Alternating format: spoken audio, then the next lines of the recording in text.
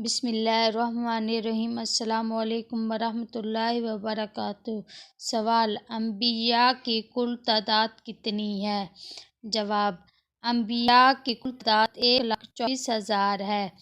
سوال: سب سے پہلے نبی کون سے تھے؟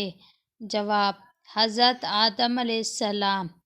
سوال: سب سے آخری نبی کون تھے؟